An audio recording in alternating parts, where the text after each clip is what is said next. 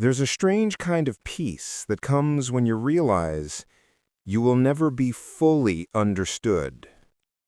At first, that realization feels lonely, even painful, because deep down, every human being longs to be seen, truly seen for who they are.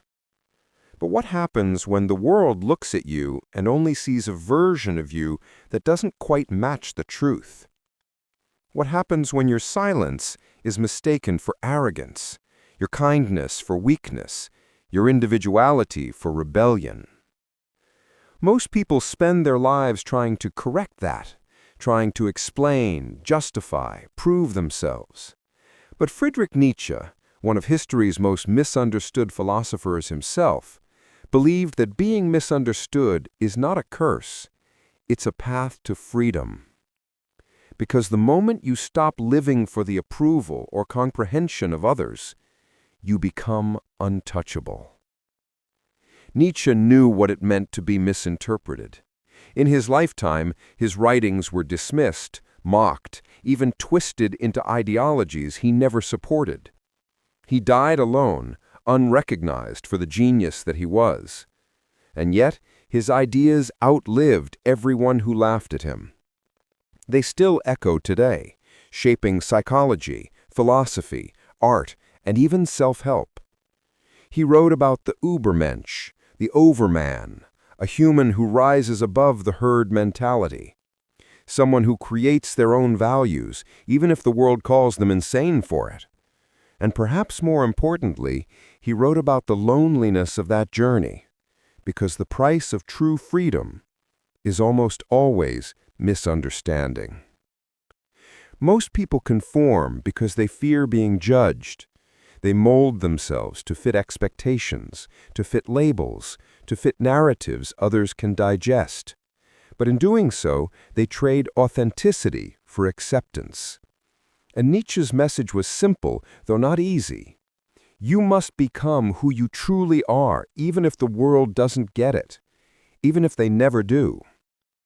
He once said, "The individual has always had to struggle to keep from being overwhelmed by the tribe. If you try it, you will be lonely often, and sometimes frightened, but no price is too high to pay for the privilege of owning yourself." That's what this video is really about, the privilege and the burden of owning yourself. Being misunderstood is uncomfortable. It makes you question your worth, your path, even your sanity. You wonder, am I wrong? Am I too different? Too much? And yet, those are the very questions that lead to transformation. Carl Jung, inspired by Nietzsche, called this the individuation process, the path to becoming a whole person distinct from the crowd. It requires facing rejection, disapproval, and even ridicule without losing your center. Because every person who has ever done anything meaningful, every artist, philosopher, inventor, leader, has been misunderstood at first. Leonardo da Vinci was seen as eccentric. Van Gogh was called unstable. Socrates was executed for corrupting the youth. And Nietzsche, well, they said he was mad. But what they all had in common was this: they refused to let misunderstanding silence them. Here's the paradox. The more authentic you become, the fewer people will understand you, but the more powerful your presence will feel. Because authenticity has gravity.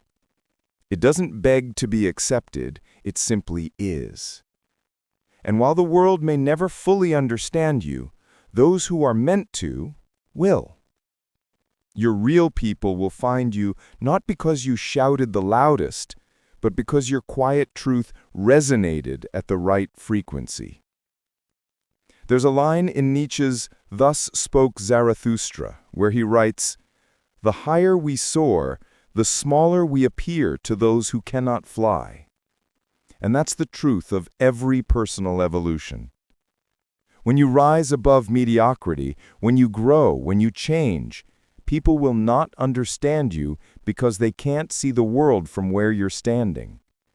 They'll say you've changed, and you'll smile because that's the point. They'll call you distant because you no longer feed the drama that used to consume you. They'll call you arrogant because you stopped explaining yourself. They'll call you cold because you've learned to choose peace over constant validation. And maybe they're right from their perspective, but their perspective isn't your prison anymore. To be misunderstood, you must first know who you are. That's why Nietzsche's philosophy begins with self-honesty, the brutal, unfiltered kind that most people spend their lives avoiding. It's easy to play a role that earns applause. It's harder to stand in your truth when it earns silence. But that's the crucible of freedom. You can't evolve while clinging to who you're expected to be. And you can't be free while constantly explaining yourself to those who have already decided not to listen. Being misunderstood forces you to confront your own need for approval and to let it die. That's where power begins. Because once you no longer crave understanding from others, you begin to understand yourself. You start seeing patterns, why you react the way you do, why certain words cut deep, why silence feels heavy. And in that awareness, you find your center, the part of you that doesn't depend on anyone's permission to exist. That's what Nietzsche meant when he said, "Become who you are." It wasn't an invitation to be reckless. It was a call to courage. The courage to stand alone in your truth, to endure being misunderstood, and to love yourself in spite of it. If you look around today, the pressure to conform has only intensified. Social media rewards sameness. Algorithms push trends, not depth. And everyone's performing, trying to be liked, seen, validated. But you can't create meaning by imitation. You can only create meaning by becoming. And becoming is often messy, lonely, even painful, because you're shedding layers of identity that were never truly yours. So when people misunderstand you, let them. When they doubt you, thank them silently, because their misunderstanding is proof that you stopped living on the surface. It means you stepped outside the script they know how to read. There's a hidden strength in this kind of solitude. When the noise of approval fades, you can finally hear your own voice. It's quieter than the world, but infinitely more powerful. In solitude, you learn that peace doesn't come from being understood. It comes from understanding yourself. You realize that most people can only meet you as deeply as they've met themselves. And if they've never faced their own shadows, they'll never understand the light you carry. That's okay. It's not your job to shrink your truth so others can feel comfortable. Nietzsche wrote, "One must still have chaos in oneself to give birth to a dancing star." That chaos, that internal storm, is what misunderstanding often triggers. It feels like rejection, but it's actually transformation. Every time someone misreads your intentions, you're being refined. Every time someone walks away because they don't get you, you're learning to walk alone, and that's where strength is born.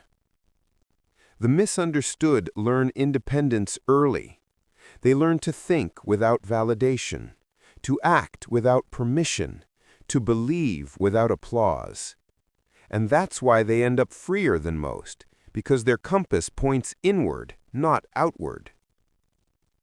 When Nietzsche spoke of freedom, he didn't mean external freedom, political or social. He meant psychological freedom, the liberation of your mind from the opinions of others. That's the hardest form of freedom to achieve. It's easy to rebel outwardly, to criticize, to fight, to separate yourself physically. But true rebellion happens internally, when you no longer let the world define your worth. That's why so many never find it. It demands that you face solitude without collapsing, that you build an identity without applause, that you become whole without needing to be seen. If you've ever felt misunderstood, remember, it's not a sign that you're wrong. It's often a sign that you're growing. Growth isolates before it integrates.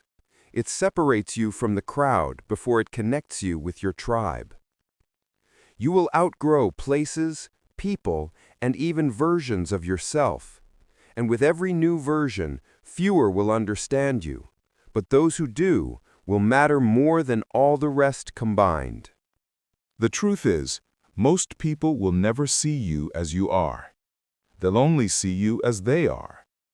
They'll project their fears, their insecurities, their hopes onto you. And that's not something you can control. But you can control your response. You can choose not to explain, not to defend, not to argue. You can choose to stay grounded in your knowing and let time reveal what words never could. Because eventually, truth proves itself. It always does. So let them misunderstand you. Let them label you. Let them question your motives, your silence, your choices. Because in the end, their misunderstanding will become your sanctuary. It will protect you from the shallow approval that traps so many. It will teach you that you can walk alone and still feel whole. That's Nietzsche's real key to freedom. Not rebellion for its own sake, but the quiet, unshakable confidence that comes from living by your own truth. And when that truth finally matures, when your inner peace outweighs your need to be liked, something incredible happens. You become luminous. Not because you're trying to shine, but because you've stopped dimming yourself for others. You become magnetic, not because you demand attention, but because people can feel that you no longer need it. That's real power. That's real freedom. The freedom of being misunderstood and no longer caring. So if you've ever felt like no one truly gets you, take heart. Maybe you weren't meant to be understood right now. Maybe your path, your growth, your transformation isn't supposed to make sense yet. Because in a world built on imitation, being misunderstood is proof that you're original. So walk your path. Speak your truth softly, and let misunderstanding become your teacher.